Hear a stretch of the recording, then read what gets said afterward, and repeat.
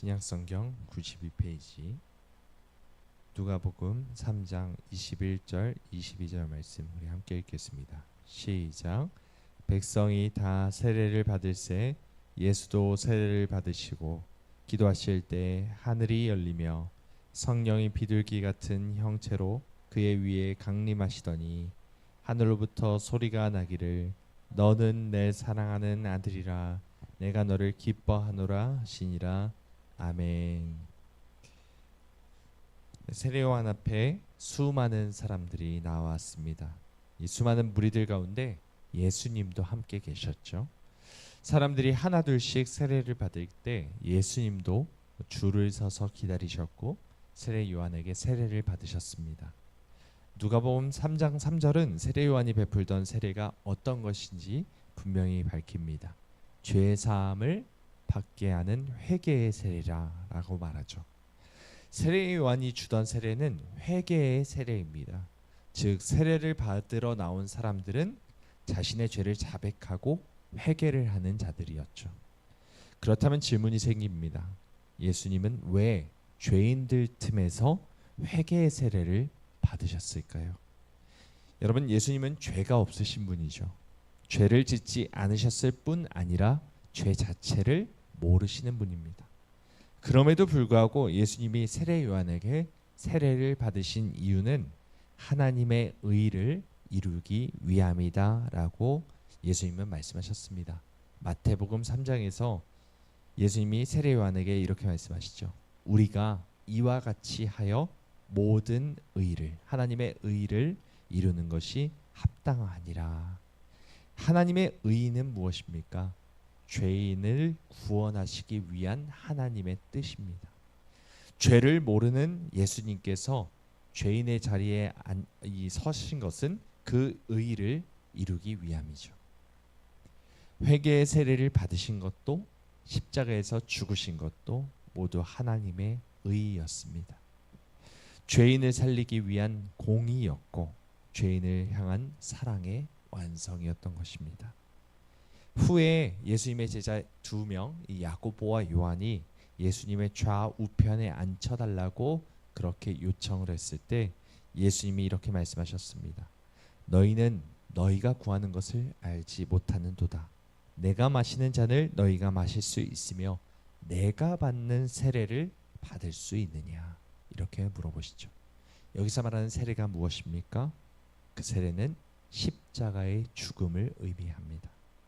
예수님께서 세례 요한에게 회개의 세례를 받으신 이유는 죄인들과 한 몸이 되기 위함이었고 죄인을 대표하는 어린 양이 되기 위함이었습니다.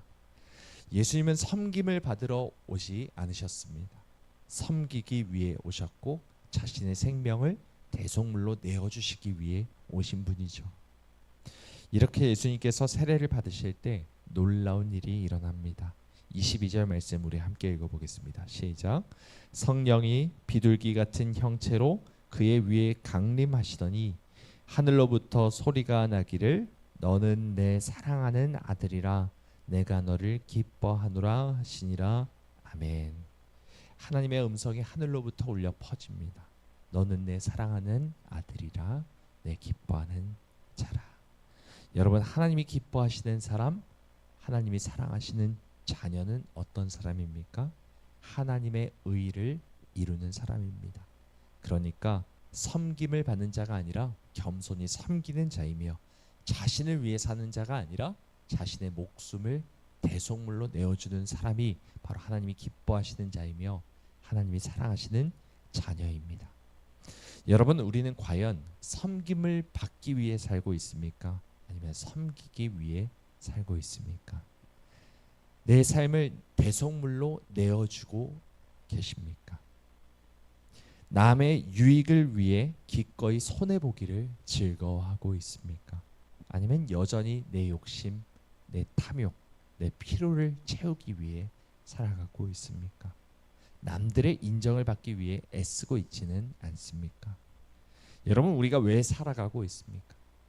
우리의 삶의 목적이 무엇인지를 우리가 다시 한번 돌아보길 원합니다. 예수님은 평생 십자가를 바라보셨고 십자가를 향해 걸어가신 삶을 살았습니다.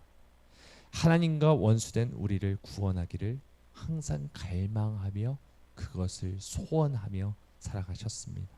그런데 우리는 어떻습니까? 나의 혈육조차 온전히 사랑하지 못할 때가 참 많이 있지 않습니까? 또한 가족 같은 교회 성도들을 위해 기도하기보다는 내 자식, 내 식구만 챙기고 있지는 않습니까? 아니면 우리 주변에 있는 수많은 잃어버린 영혼들에는 무관심하면서 그저 내 교회, 내 주변 사람들만 생각하고 있지는 않습니까? 이제 우리도 우리에게 주어진 세례를 받길 원합니다. 주님이 걸어가신 십자가의 길을 우리도 따라가길 소망합니다.